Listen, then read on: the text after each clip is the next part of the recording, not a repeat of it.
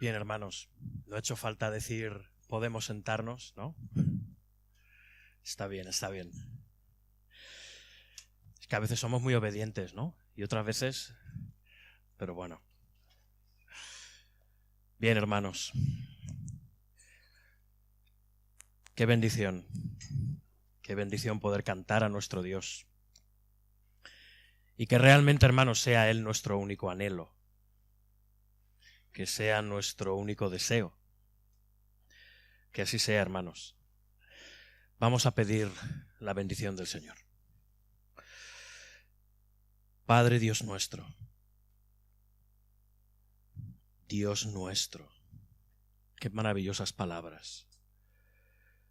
Que tú seas nuestro Dios, que nosotros seamos tu pueblo. Qué maravilla, qué honor que tú nos has dado a nosotros.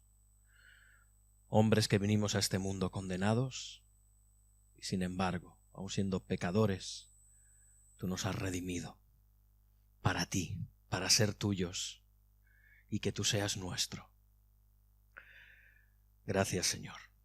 Y te quiero rogar ahora que tú bendigas la predicación de tu palabra, que tú bendigas tu palabra, que me uses a mí, un hombre débil y pecador, a predicar tu palabra y solo ella, y mostrar tu gloria y tu grandeza y tu gracia y tu poder en medio de nuestras vidas, Señor. Te rogamos tu bendición. Bendice los corazones de todos los que estamos aquí. Ábrelos a los receptivos a tu palabra, hazlos receptivos a tu verdad, Señor. En el nombre de Jesús. Amén. Sí, está abierta la puerta, no lo sé. Bueno, los niños lloran, hermanos, ¿qué vamos a hacer, no? Hermano, hermana, amigo, amiga, ¿estás amargado?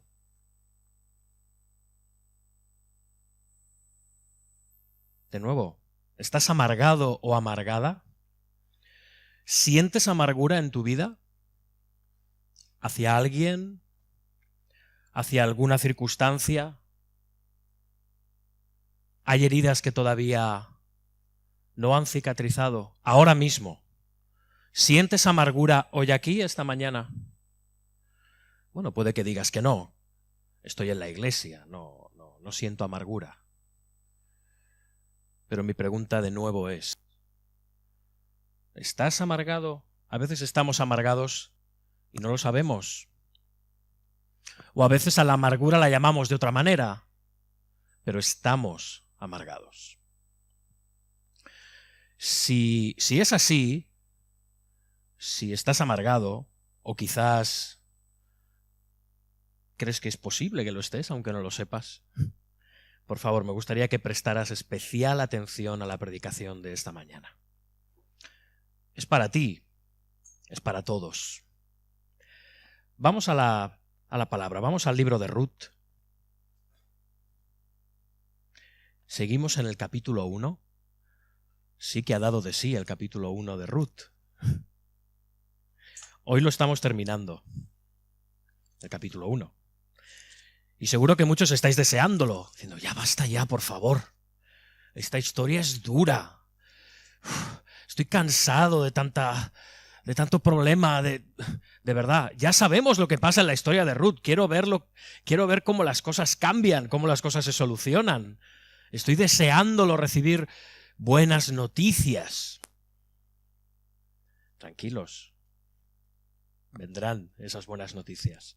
Es más, si os habéis dado cuenta, en medio de este capítulo 1, a pesar de esta situación tan triste y tan dura, no paran de brillar las buenas noticias. Porque el Evangelio brilla permanentemente en medio de este capítulo 1 de Ruth. Vamos hoy a terminar este capítulo 1. Leeremos los versículos del 19 al 22, son pocos versículos, pero espero que podamos sacar lecciones que nos sean de bendición a todos. Y dice así el versículo 19 en adelante: anduvieron pues ellas dos hasta que llegaron a Belén, y aconteció que habiendo entrado en Belén toda la ciudad se conmovió por causa de ellas, y decían, ¿no es esta Noemí? Y ella les respondía, no me llaméis Noemí, sino llamadme Mara, porque en grande amargura me ha puesto el Todopoderoso. Yo me fui llena, pero Jehová me ha vuelto con las manos vacías. ¿Por qué me llamaréis Noemí? Ya que Jehová ha dado testimonio contra mí, y el Todopoderoso me ha afligido. Así volvió Noemí, y Ruth la moabita, su nuera, con ella, y volvió de los campos de Moab, y llegaron a Belén, al comienzo de la siega de la cebada. Así que de nuevo, ¿estás amargado? ¿Estás amargada? ¿Sientes amargura en tu vida?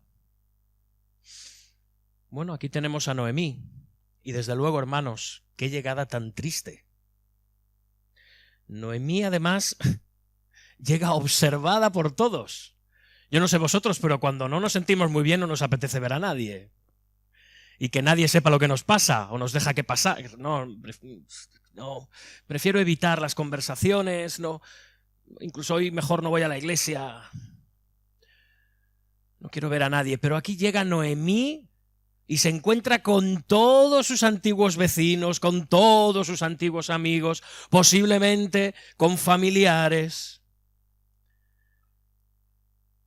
Es curioso porque aquí está diciendo, decían, no es esta Noemí, esta expresión en el hebreo está en femenino. Los hombres estaban trabajando cuando llega Noemí. Estaban las mujeres en el pueblo, posiblemente en la plaza del pueblo.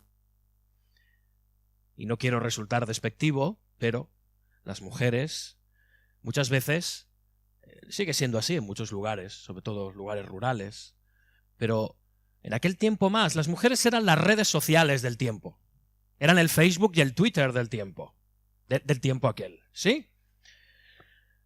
Os puedo asegurar que 5 minutos después, en todo Belén y pueblos aledaños, ya sabían que había llegado la pobre Noemí hecha una desgracia.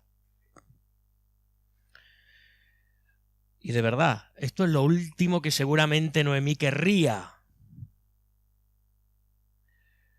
Pues hermanos, a Noemí le colgaron su vida en el Facebook.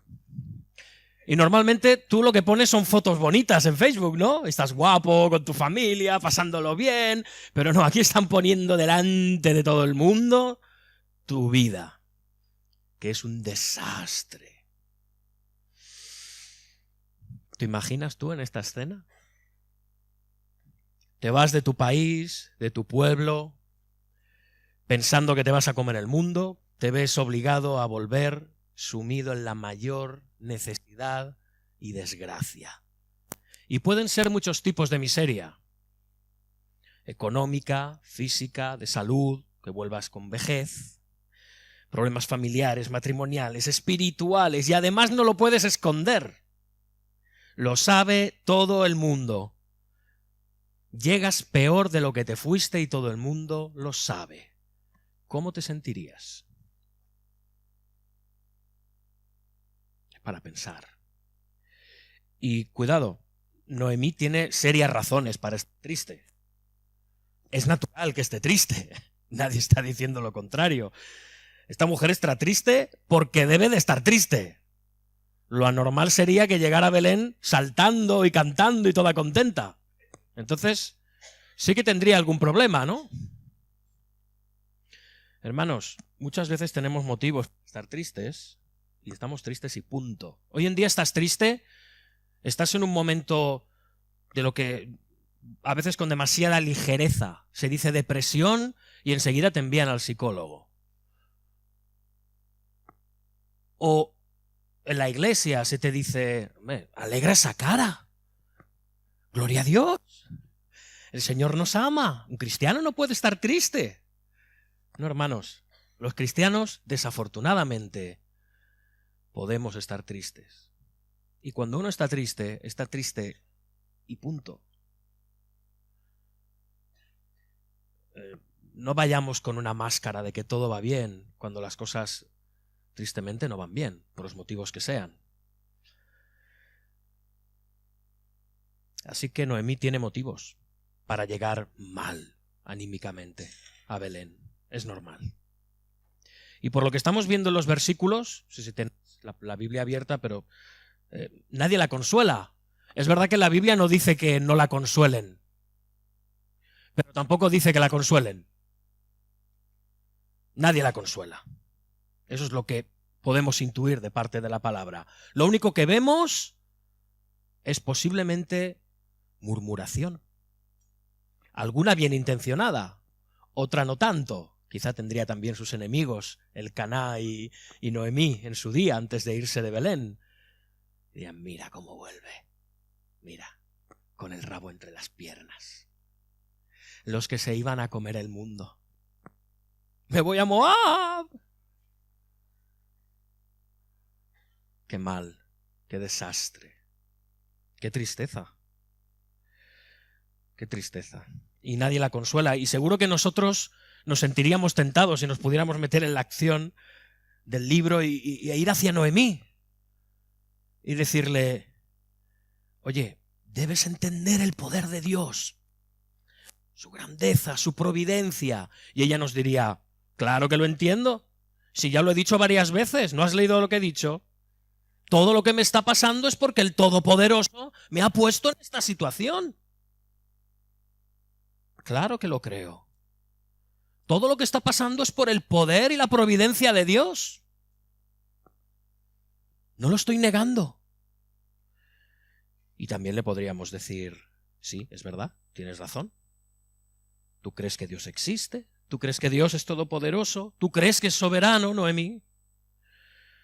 Pero solo ves a Dios obrando contra ti. Solo ves a Dios haciéndote daño. No crees que Dios sea bueno contigo. ¿No lo crees? ¿Repasamos tus palabras, Noemí? Seguro que Noemí diría, no las repasemos. Y vemos los versículos 20 y 21, fijaos.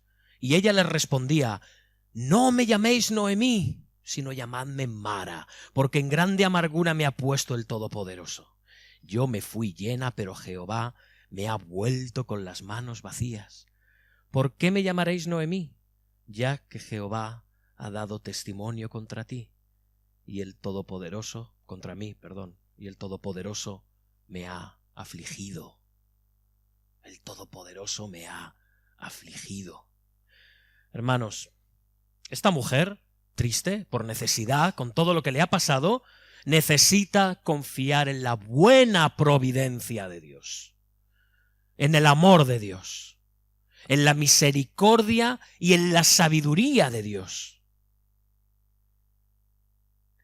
Y lo mismo nos puede suceder a nosotros en medio de las tristezas, en medio de las pruebas. No dejamos de creer en Dios, ¿no?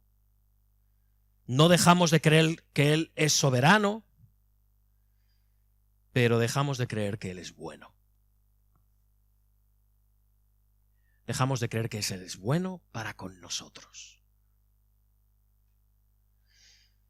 Especialmente cuando las cosas no van bien, es muy fácil sentirse tentado a ello. Problemas en tu matrimonio, problemas con tus hijos, con tus padres, problemas de salud, problemas en el trabajo, problemas emocionales, problemas económicos, problemas en la iglesia, problemas de soledad, problemas de necesidad. Dios ya no es bueno conmigo. Hace años era diferente. Hubo una buena época, pero Dios ya no es bueno para conmigo, solo tiene disciplina para mí. Y Noemí solo ve a un Dios todopoderoso, solo ve a un Dios de providencia, que no tiene ningún buen poder ni ninguna buena providencia que ofrecerle. Pero sería bueno que nos preguntáramos, o mejor dicho, si os parece, vamos a preguntarle algunas cosas a Noemí. Noemí, ¿cómo llegaste a esta situación? ¿No fue tu esposo quien dejó Belén para irse a Moab? ¿No fue acaso él quien dejó los campos de Belén? ¿Quien dejó al pueblo de Dios para buscar buena prosperidad en los campos de Moab? ¿No fue él? Es una buena pregunta. ¿No fue él quien te llevó a ti y a tu familia a una nación idólatra? Noemí, ¿no fueron tus hijos quienes después de su muerte decidieron casarse con mujeres moabitas y no regresar a Belén? Yendo más allá, Noemí, ¿tú qué hiciste para evitar todo esto? ¿Podemos imaginarnos lo persuasiva que puede llegar a ser una esposa? ¿Hiciste algo por persuadir a tu esposo de que no os fuerais a Moab? ¿Hiciste algo por, cuando tu esposo murió, evitar a toda costa el matrimonio de tus hijos con mujeres moabitas? ¿Hiciste algo para evitar esto? Como madre tenías esa responsabilidad. ¿Qué hiciste, Noemí? ¿No hay ninguna responsabilidad en los que han muerto? Noemí, ¿no hay ninguna responsabilidad en ti? Son buenas preguntas que hacernos. Noemí solo ve el castigo, solo ve la disciplina de Dios hacia su familia y hacia ella, no ve nada más. Pero hermanos, Noemí necesita reconocer la soberanía y la bondad de Dios, pero también la maldad y la responsabilidad humanas. Porque Dios es soberano, pero el hombre es responsable, de una forma que a veces nos cuesta conciliar. Pero el hombre es responsable de sus actos. Hay unas consecuencias. Hermanos, nosotros muchas veces llevamos la vida que nos da la gana, tomamos decisiones imprudentes e innecesarias, y entonces cuando las cosas nos salen mal, la culpa es de Dios, que no es bueno, y no nuestra. O a veces de los demás. Pero yo no tengo ninguna responsabilidad en esto. La culpa es de Dios. No, hermanos, la realidad es que nosotros somos malos y Dios, ocurra lo que ocurra, siempre es bueno. Ocurra lo que ocurra, Dios siempre es bueno.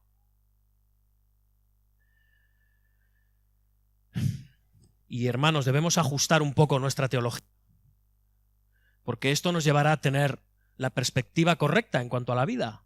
El problema es que la teología muchas veces la dejamos aquí o en los libros, que quedan muy bonitos en la estantería, ahí quedan, o para predicársela a otros, como yo podría estar haciendo esta mañana.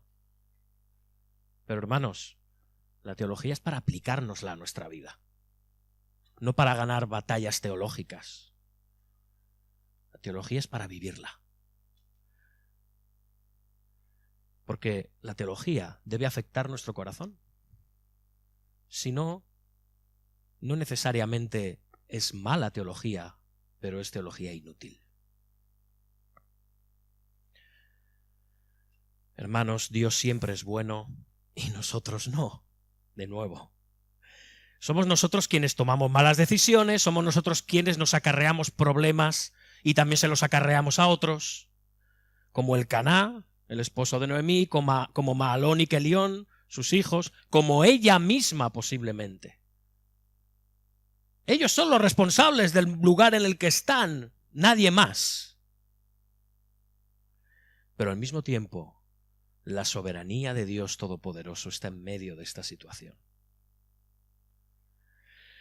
Pero de nuevo, hermanos, Noemí solo veía que Dios la estaba disciplinando. Es lo único que veía. Que Dios le estaba dando amargura. Hermanos, he preguntado esta mañana, ¿os sentís amargados? Bueno, Noemí diría, sí, estoy amargada. Fíjate que amargada estoy, que me cambio el nombre y me pongo amargada. ¿Lo quieres más claro? Eso sí que es una respuesta, ¿eh?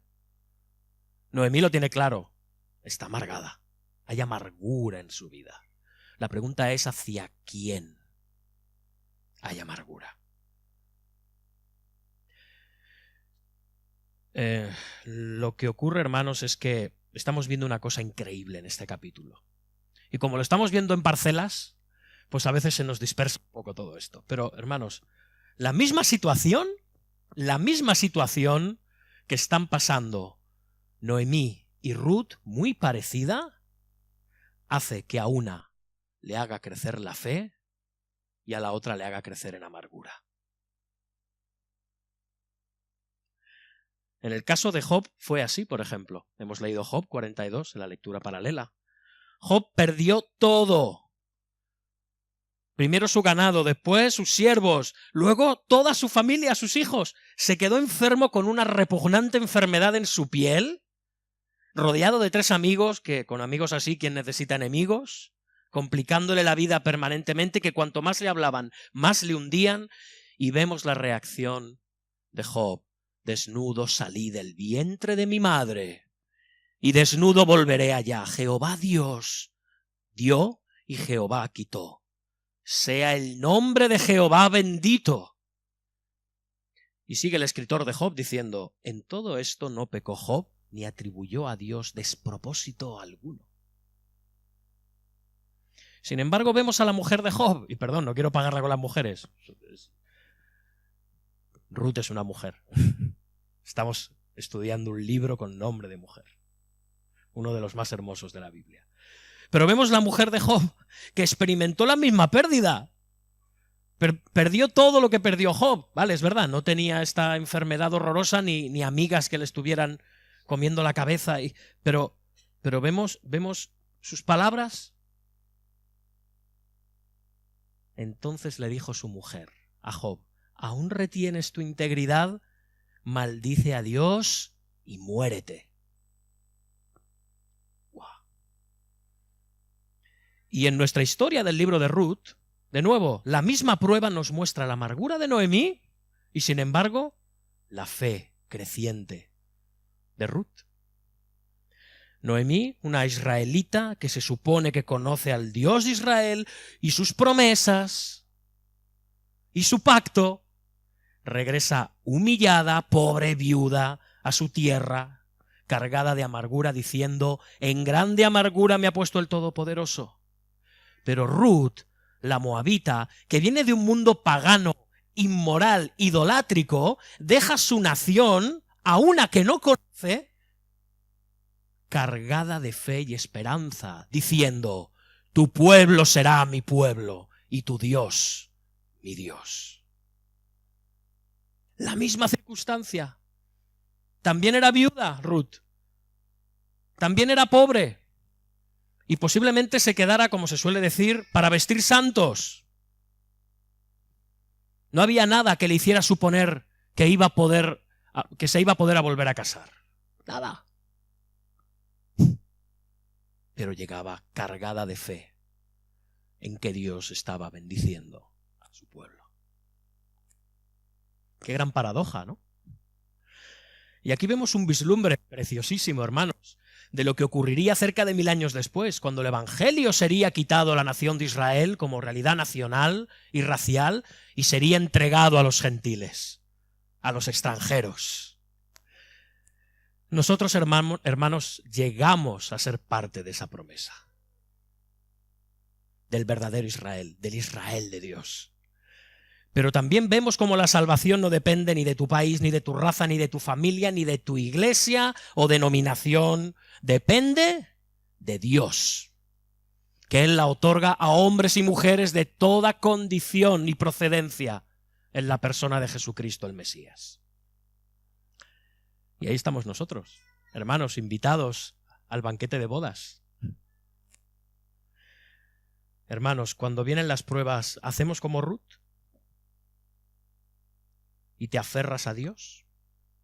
¿Y te aferras a la cruz de Cristo? ¿Y a su gracia mostrada por Él? ¿O te amargas como Noemí y te dices, Dios solo tiene ya desgracias y amargura para mí? Esto es lo que hay, nada más. A veces tenemos un entendimiento muy pobre de la gracia, hermanos. ¿Creemos en la gracia de Dios? ¿Estamos en una iglesia reformada? ¿Una iglesia que cree en las doctrinas de la gracia? Pero al mismo tiempo, como todos los cristianos de toda denominación deberían creer, la gracia de Dios abunda y sobreabunda siempre. Cuando las cosas nos van muy bien, cuando sabemos que nos merecemos castigo, pero sin embargo Dios nos bendice y nos recompensa con bendiciones que no merecemos, ¡oh! Bendita gracia del Señor. ¿Verdad? Claro que sí, y amén. Pero cuando creemos que estamos haciendo las cosas bien, y habría que ver si realmente estamos haciendo las cosas bien, solo pensar que tenemos la convicción plena de que estamos haciendo las cosas bien, ya es como para plantearse si estamos haciendo las cosas bien. No sé si me he perdido un poco con esto, ¿sí?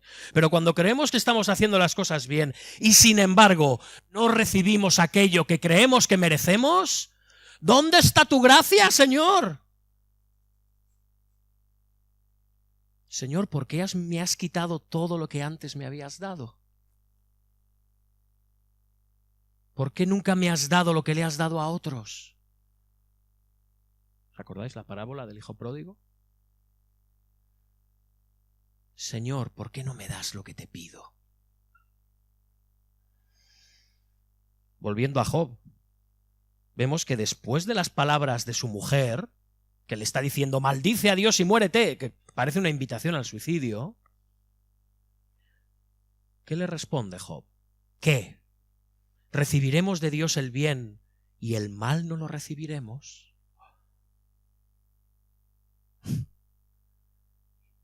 Y nos preguntamos, ¿es posible que recibamos mal de Dios, que es bueno? Hermanos, ¿sabemos qué significa la palabra gracia? Gracia es un favor inmerecido de parte de Dios. No nos la merecemos, y Él nos la da, pero no la merecemos. Es un regalo. No hemos hecho nada ni bueno ni malo para ganárnosla,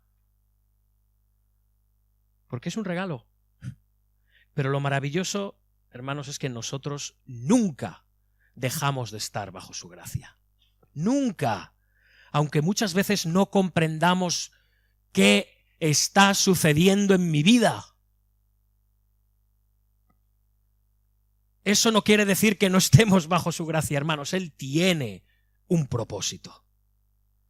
Y su final es infinitamente mejor que cualquier baratija, cualquier chuchería que nos pensemos que merecemos de Dios.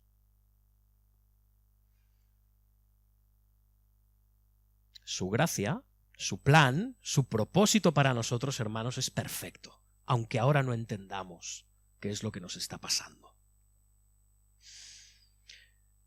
Y hermanos, Noemí conoce las Escrituras y no tiene necesariamente una mala teología. La teología en aquel tiempo era mucho más limitada que la de ahora. No se había revelado buena parte de la palabra. ¿Sí? Apenas tendrían los 5 primeros libros de Moisés, quizás el libro de Job, quizás Jueces, quizás Josué. ¿Sí? Poco más. Había más limitación en su entendimiento del plan divino. La revelación de Dios era más limitada. Sin embargo, la teología de Noemí hasta cierto punto no es incorrecta. Ella ve la providencia de Dios y su proceder lo demuestra. Es más, a medida que avanza el libro de Ruth, y lo iremos viendo, vemos que esta mujer conocía incluso la ley y las disposiciones de la ley en lo referente al matrimonio de cuñado, el matrimonio de levirato. Pero, hermanos, no está siendo consecuente con lo que sabe. ¿No?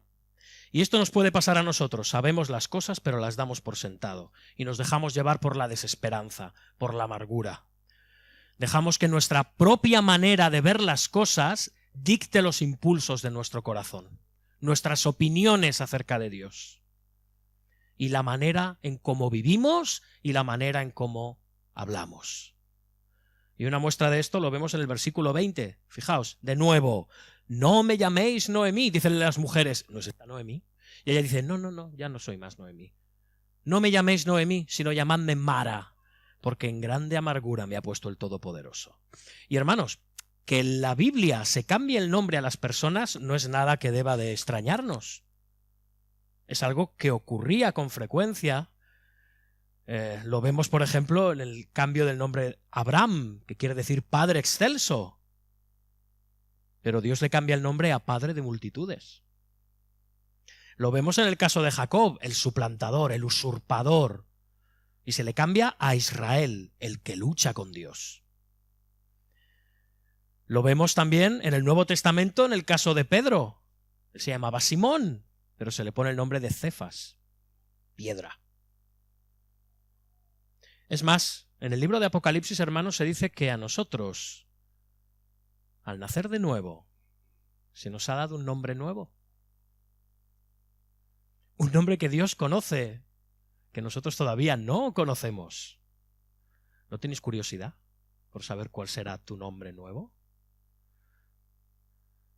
Lo veremos en la gloria, allí lo sabremos.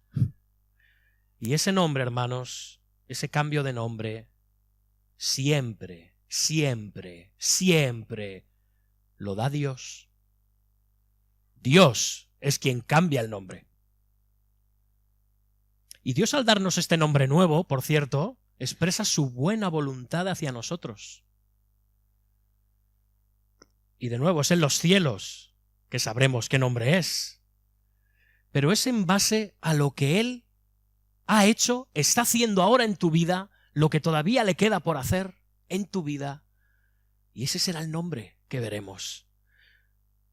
Cuando Dios cambia un nombre, siempre expresa buena voluntad hacia el objeto al que es cambiado el nombre. Siempre. Pero Noemí, amargada totalmente, se cambia el nombre ella misma. ¿Lo habéis visto? Está haciendo el trabajo de Dios. Ella se cambia el nombre. Como si dijera, esto es lo que quiere el Señor para mí, amargura. Pues ala, Mara, amarga me voy a llamar.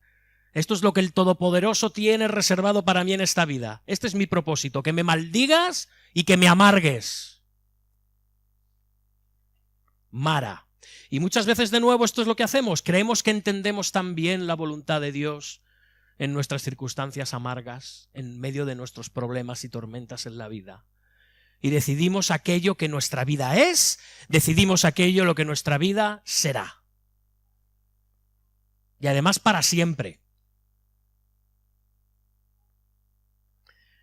En vez de dejar que Dios se glorifique en medio de las pruebas y que nos cambie Él el nombre en base a la obra que está haciendo en nuestro corazón, mediante esas pruebas, nosotros nos cambiamos ese nombre. Nosotros decidimos quiénes somos, nuestra reputación, nuestro propósito en la vida y lo que me espera. Esto es lo que está haciendo Noemí. Pero hermanos, en vez de ser nosotros quienes decidamos lo que va a ser de nuestra vida, no deberíamos de esperar a que Él nos llamara en medio de las pruebas y tras las pruebas, el paciente, el amoroso, el comprensivo, el amable, el santo, el confiado, el gozoso, el justo, el manso, el pacífico, el misericordioso. Porque seguramente muchos de estos son los nombres que nos esperan en los cielos, después de las pruebas. Porque se nos está haciendo a imagen de Jesucristo. Pero no, preferimos llamarnos los tristes, los vacíos, los fracasados, los inútiles y los abandonados, los patéticos y los amargados. Eso es lo que somos en esta vida. Como Noemí, llamadme amarga, porque en grande amargura me ha puesto el Todopoderoso. El Todopoderoso, vaya, el Todopoderoso. ¿Cómo le gusta a Noemí pronunciar este nombre? Las dos veces que aparece en este libro, ella utiliza el nombre del Todopoderoso. Lo vemos en los versículos 20 y 21. En grande amargura me ha puesto el Todopoderoso. Y luego, el Todopoderoso me ha afligido. ¿Ya? Noemí se está refiriendo a Dios, al Dios de Israel, como el Todopoderoso. Y es justo que así lo haga. El Todopoderoso en hebreo, el Shaddai. Este es el nombre con el que Dios se manifestó a los patriarcas. El Dios de Abraham, Isaac y Jacob. Y también a José. Dice Éxodo 6:3, aparecía a Abraham, a Isaac y a Jacob como Dios Todopoderoso.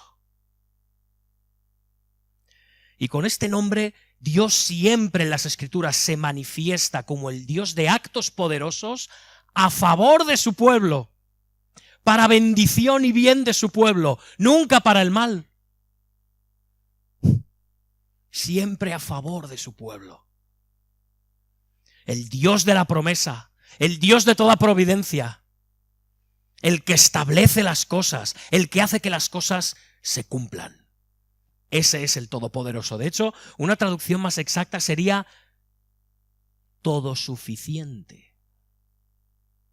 Sí, todo suficiente. Sé que me acabo de inventar la palabra, posiblemente, no pasa nada. Un Dios en el que nada falta. Todo suficiente. Un Dios en el que todo es posible. Todo suficiente. Un Dios en el que todo tiene cumplimiento de principio a fin para el bien de sus hijos. Ese es el Todopoderoso, que dice Noemí que le está amargando la vida. El Dios todo suficiente. Está usando ese poder para amargarme, castigarme y maldecirle. Ahora entiendo lo que quiere hacer el Todopoderoso conmigo, llamadme Mara. Hermanos, no caigamos en esto. No es un ejemplo a imitar Noemí en este sentido. Hermanos, qué tranquilidad debería de darnos saber que en medio de las pruebas estamos en manos de ese Dios todo suficiente. Qué paz debería de traer a nuestras almas atormentadas. Saber que el que nos aflige es el Dios todo suficiente. El que permite nuestras pruebas es el Dios todo suficiente y todopoderoso. Y es ese Dios todopoderoso y todo suficiente quien puede darnos apoyo en medio de la amargura. Es aquel que puede sostenernos y levantarnos en medio de la amargura. Hermanos, es Dios quien nos aflige directa o indirectamente. Es Dios quien nos humilla para poder arrancar los ídolos de nuestros corazones, para quitar todo atisbo de carnalidad y de maldad en nuestro corazón.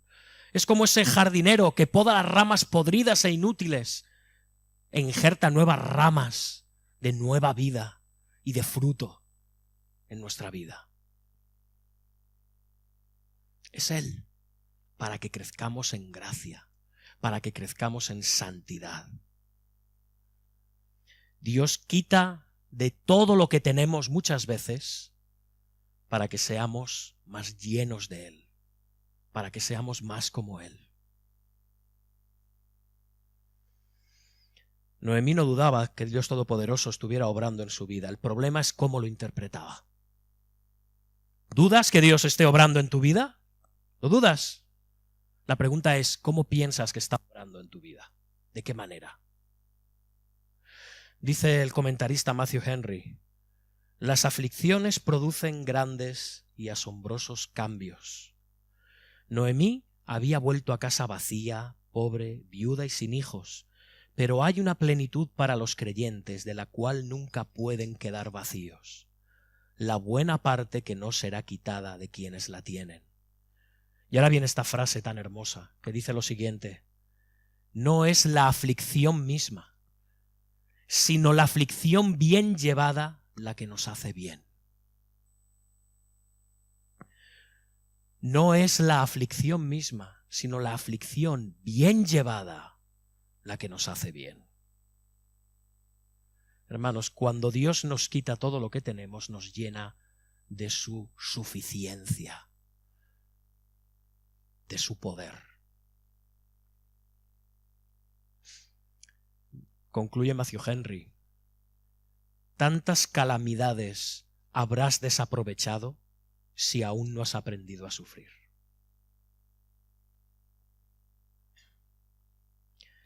Y hermanos, Dios no es caprichoso, ni arbitrario, ni se divierte viéndonos sufrir, ni amargándonos la existencia.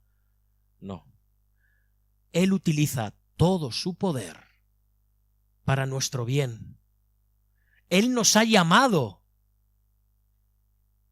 Él nos ha llamado, Él nos ha salvado, Él nos ha redimido, pero no para que tengamos vidas amargadas y sin sentido, sino porque sabemos que los que aman a Dios, todas las cosas les ayudan a bien. Esto es, a los que conforme a su propósito son llamados.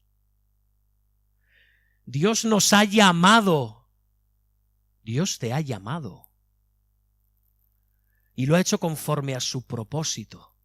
Para que todas las cosas buenas y las cosas malas, nos lleven al cumplimiento de ese propósito. Y hermanos, cuando tenemos pruebas y optamos por tratar de huir de ellas, o nos amargamos, no estamos aprovechándonos de las calamidades que Dios envía y permite. Hermanos, Dios nos ha predestinado para ser hechos a la imagen de su Hijo. Si realmente viéramos el propósito final que Dios tiene, en medio de tu prueba, en medio de tu tribulación, si lo viéramos, Él dijera, mira, aquí lo tienes, esto es lo que va a pasar. Dirías, Señor, gracias, dame más de esto. Esto es lo que necesitaba. Esto es lo que mi alma necesitaba en ese momento, porque las cosas no estaban bien y tenían que seguir cambiando para hacerme más a la imagen de tu Hijo. Hermanos, sufrir en manos de Dios es un privilegio que se nos ha dado a los hijos de Dios. No lo menospreciemos. No lo veamos como algo aparte de nuestra vida cristiana, no lo veamos como algo aparte de nuestra santificación. Es más, forma parte de nuestra santificación, aunque no sea plato de gusto. Así que, ¿estás luchando esta mañana con la amargura, como Noemí? ¿Crees que Dios no tiene nada bueno para ti? ¿Crees que Dios, el Todopoderoso, solo tiene para ti dolor, sufrimiento y amargura? ¿Llamadme Mara? ¿Decís? Mara. Este nombre no es la primera vez que aparece en las Escrituras. No es la primera vez. Ese nombre ya aparece con anterioridad en el relato del éxodo de Israel de Egipto a la tierra prometida. Y Noemí debería de recordarlo. Posiblemente lo recuerda. Como ella salió de una tierra extranjera de vuelta a Belén, como ella salió y cruzó el desierto, camino de la tierra prometida, siglos antes, Israel también salió de la esclavitud en Egipto y cruzó el desierto, camino de Canaán, de la tierra prometida a Abraham, Isaac y Jacob. Y en el desierto llegaron a un lugar en el que había aguas, pero eran aguas que no podían beber porque eran aguas amargas. Y le pusieron el nombre, ellos le pusieron el nombre de Mara. Amargura. Y no solo eso, como Noemí se autocompadecieron. Aquí nos has traído al desierto a morir de sed. ¿Qué Dios es este? Claro, no se acordaban de que acababan de cruzar el Mar Rojo y les habían librado de todo lo que les habían librado. Pero ¡me muero de sed! Como Noemí, llamadme Mara. ¿Cómo nos gusta a veces autocompadecernos y no recordar las promesas de Dios y los actos de salvación de Dios del pasado en nuestra vida? ¿Dios me ha llevado a beber estas aguas amargas, asquerosas en el desierto? ¿Este es el Dios que me ha salvado de la esclavitud? Pero posiblemente lo que no recordaba Noemí es que allí Moisés clamó a Jehová. Y Dios le mostró un árbol. y cortaron ese árbol y lo lanzaron sobre las aguas amargas. Y esas aguas, dice el libro del Éxodo, que se volvieron dulces. Fue allí en Mara donde Dios se manifestó como el Dios sanador y consolador de su pueblo, como el Dios todopoderoso, el Dios de provisión, convirtiendo el agua amarga en agua dulce. Y dice Éxodo que Dios allí los probó, como Dios ahora estaba probando a Noemí. Es irónico que Noemí, aplicándose este mismo nombre, no comprenda que Dios está a punto de endulzar su vida de una forma prodigiosa. Que Dios está a punto de sanar su vida de una forma increíble, incomprensible para ella, en medio de ese desierto y de esa amargura. Hermanos, Él ha prometido darnos dulzura, la dulzura de su presencia en medio de la amargura. Dios es bueno, hermanos, y Él ha arrojado un árbol sanador en nuestras aguas amargas.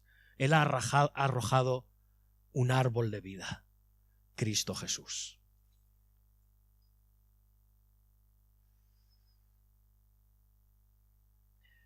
Como ese árbol cortado y arrojado en las aguas amargas, Cristo fue cortado en nuestro lugar y fue arrojado sobre las aguas amargas de nuestra vida y de nuestro pecado para darnos su dulzura, para darnos restauración, como la que pronto va a experimentar Mara, que por cierto, en el libro ya no se la vuelve a llamar Mara, porque dice el versículo 22, así volvió Noemí y Ruth la moabita, su nuera, con ella. Volvió de los campos de Moab y llegaron a Belén al comienzo de la siega de la cebada. Noemí se fue de Belén por falta de pan, pero ahora regresa porque es el tiempo de la siega de la cebada. Ya hay pan. Se está preparando una buena cosecha. Y no regresa sola. Tiene a Ruth. No regresa desamparada de Moab a una tierra en la que le espera un redentor. Voz. Hermanos, cuánta dulzura espera en breve en la vida de Mara. Muchísima. Vuelve Noemí al comienzo de la siega de la cebada, esto es a mediados de abril, finales, este es el tiempo de la Pascua. Una Pascua en la que Israel recordaba el sacrificio de un cordero para salvación de los pecados. Mientras ellos comían las hierbas amargas de la aflicción, de la esclavitud en Egipto, la sangre de ese cordero les estaba librando de la muerte y les estaba abriendo las puertas a la tierra prometida. Qué maravilla, hermanos. Ese cordero sin mancha redimió de la muerte y la esclavitud al pueblo de Dios. Y lo mismo hace con su pueblo hoy en día. Y lo mismo está a punto de ocurrir con Mara. Quiera el Todopoderoso, hermano, que si estás hoy aquí sin Dios, en amargura, pero con Dios, pero en amargura, quiera el Señor que ese cordero sin mancha, inmolado por las amarguras de los hombres, por las tuyas también, cambie la amargura de tu alma en dulzura, como está a punto de pasarle a Noemí en nuestra historia. Y quiera el Todopoderoso que si estás hoy aquí sin Cristo, si estás hoy aquí sin Dios, viviendo en tus pecados amargos y en las amarguras que te acarrean tus pecados amargos, te arrepientas y creas en este sacrificio sanador del Cordero de Dios Jesucristo. Él vino en la cruz a redimirte de tu amarga muerte espiritual en la que estás, Esta amargura no tiene que ser tu destino en la vida.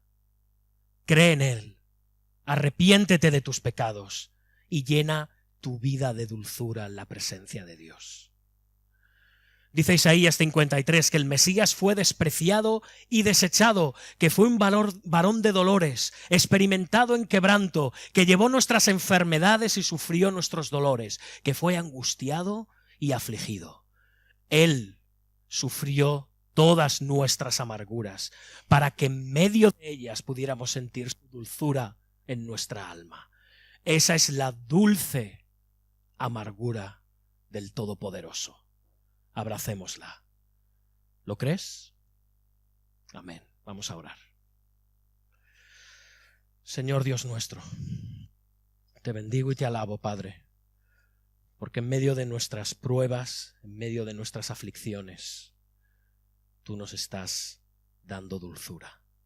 Una dulzura que a veces no podemos percibir o no queremos percibir, pero está allí. Tú estás permanentemente restaurándonos y sanándonos, Señor. Como hiciste con Noemí a su regreso a Belén, como veremos las próximas semanas, Señor. Que tú en medio de las pruebas nos hagas ver, Señor, nos ayudes a ver que tu propósito es darnos más y más dulzura en nuestras almas. Te damos gracias, Padre, y te bendecimos y te alabamos por ello. Y si alguien está hoy aquí en medio de amarguras, sea por estar muerto en delitos y pecados, sea por estar en Cristo pero no ver tu buena providencia y tu todo suficiencia, Señor, abre sus ojos, abre su corazón, abre sus oídos a este evangelio, a esta buena noticia, a este mensaje que es amargo, pero que también, por encima de todo, es dulce. En el nombre de Jesús. Amén.